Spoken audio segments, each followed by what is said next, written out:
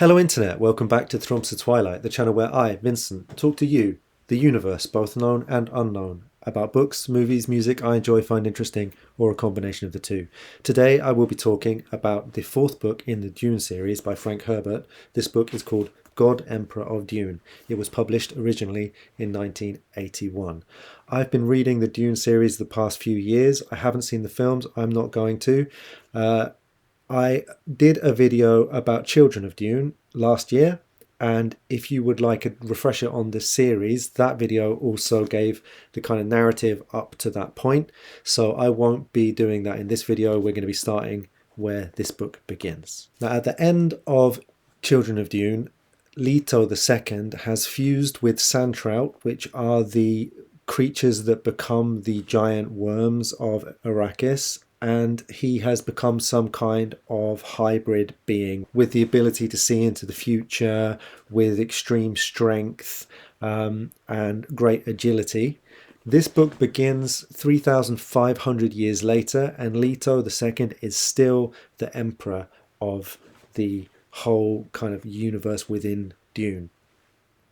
He lives on Arrakis, but Arrakis has been converted into arable land. It is no longer a desert. There's only small amounts of desert. And he is now a creature that is a hybrid of a human and a sandworm. He's 7 meters tall. He moves around on a kind of buggy, and he just has a human face attached somewhere like 2/3 of the way up, I guess. He's got arms that still work, but his legs have just become flippers. He's become physically a monster, and he is also politically a kind of monster. He rules as a tyrant who considers himself benign. He has brought peace to the galaxy, but he does so by kind of both encouraging uprisings and strategically killing people.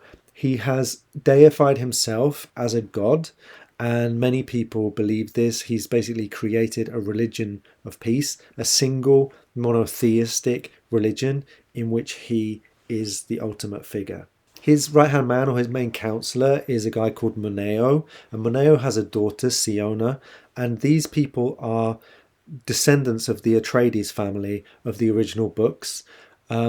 Moneo was a type of rebel until he was converted and became loyal to Leto, and Siona at this point in the novel is about to be tested in the same way. She is a rebel who hates Leto, calls him the worm, but Leto believes that she is the kind of future of the Atreides line. Other key characters are Duncan Idaho from the first novel, but he is still a Gola. This is a kind of clone creature with metal eyes that is made from Duncan Idaho's original DNA.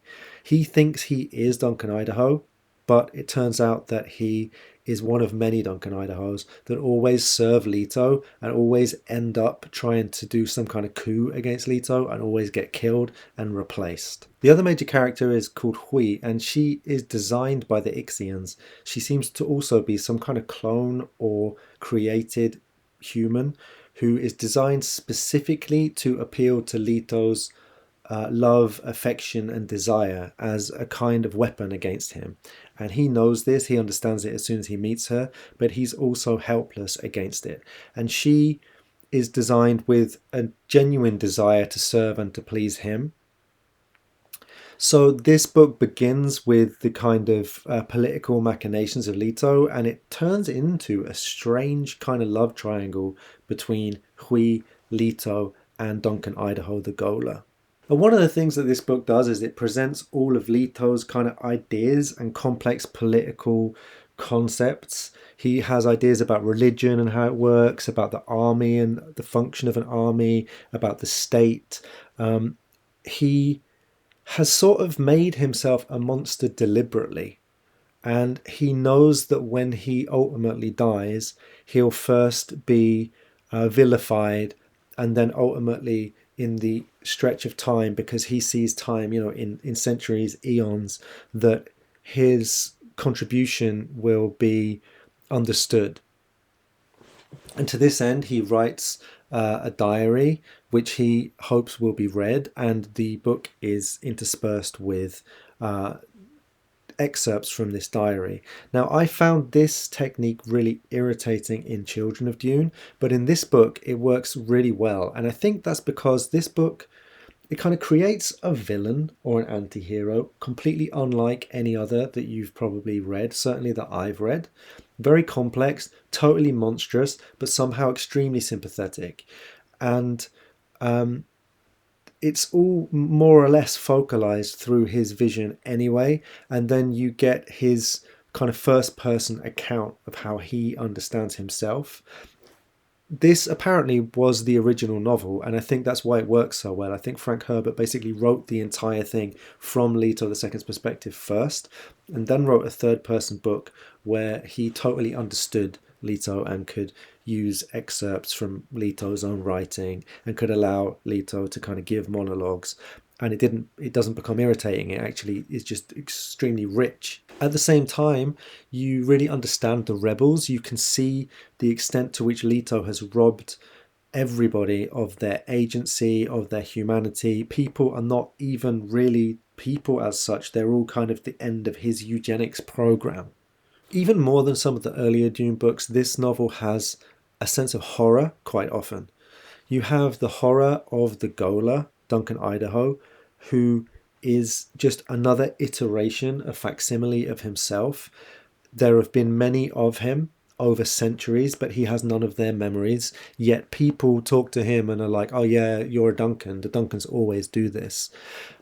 Leto himself has an extreme existential horror waiting for him. His plan is to ultimately die, and when he dies, he will kind of dissolve into the sand trout that cover his body, which will return into the sand of Arrakis, and his consciousness will be split up into small pearls in each of these sand trout that's kind of timeless and undying, that will have no agency, no real sense of time, but just will be frozen for always. He does all of this because he is capable of seeing the arc of human history, and he knows that if he doesn't do this, humans will ultimately be extinct. They probably would have been extinct already if he hadn't done this. So his entire despotic universe, with him as the God Emperor, is his contribution to the saving of the human species in perpetuity. So Herbert asks a question here about, what would be an acceptable collection of sacrifices given that it would be the only thing that could save humanity. I actually read somewhere that Herbert was a supporter of Nixon, but specifically because he thought that Nixon would disillusion people with government and politics in general through his lies and terrible behavior, and in this sense kind of make them more anarchistic and more distrusting of government. He was some kind of libertarian, and Leto is almost doing this consciously. He's almost being the worst possible example of a politician in order that people ultimately will find their own systems and agency at some time in the distant future. But this is also kind of a staging of what the Soviet Union or other totalitarian systems were doing, which is always living in the promise of a morally defensible future, and within that promise being able to make morally indefensible choices today. Another interesting aspect of this novel is what has become of the Fremen. The Fremen, who were the kind of native people of Arrakis, a fighting force of desert dwellers who had a particular religious and cultural system that was developed in a situation of great difficulty on an almost unlivable planet. They have, under Leto II, become just a museum people. They exist only to present empty repetitions of their rituals with none of the real vitality or meaning that they originally had. I wondered reading this whether Herbert was kind of talking about the tragedy of the Native Americans who had almost been turned into a museum or a curiosity by the white settlers of America, or also making a more general point about how a lack of adversity can lead to a decadent life. The last thing I will say about the themes of this book is Herbert had some really weird ideas about homosexuality, and these are presented in this novel at one point, where the army of Arrakis are all women and they are homosexual, and this is presented as being like some kind of situation that can be tapped for violence. And I think this is, I read online that this is a theory that Herbert actually had. But what's interesting to me about it is that he presents it as like homosexual impulses and tendencies are something that occur within your teenage life and that you move beyond into a state of maturity. And if you don't do that, it's a state of arrested development that can lead to other things like violence and acting out.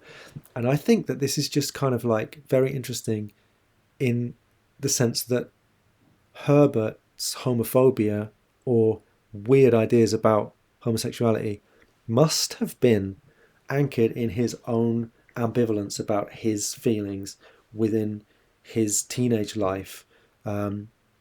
That's the only way I can read it. On the whole, this book was very compelling, really interesting. I love the way that he presents all of these very difficult political and philosophical ideas and refuses completely to give you any easy answers or to have anybody that is very easy to side with, any clear heroes. I love how Leto is both monstrous and fascinating. I wasn't expecting necessarily to like this book as much as I did because Leto II was my least favourite thing about Children of Dune. And Children of Dune was, to me, not a very successful novel. This one, to me, picked up extremely well, and I'm definitely going to read the remaining books that Herbert wrote in the series now. So if you've read this book, let me know what you thought about it. I would love to hear from you. Jump in the comments, let me know. If you'd like to hear me talking about more books or music or movies, please subscribe, like this video. It helps me out. I always forget to say it. Thanks for listening, and I'll see you throughout the year.